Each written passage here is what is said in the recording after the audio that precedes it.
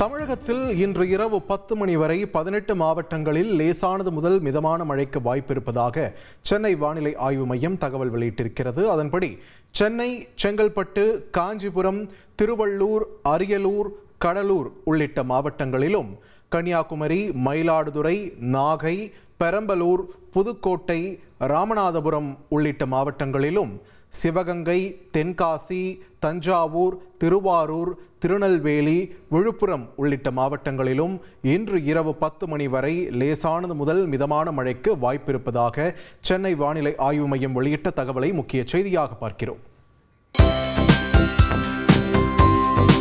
தந்தி டிவியை உங்கள் cable TV ஆபரேட்டரிடம் இலவசமாக கேட்டு பெறுங்கள்.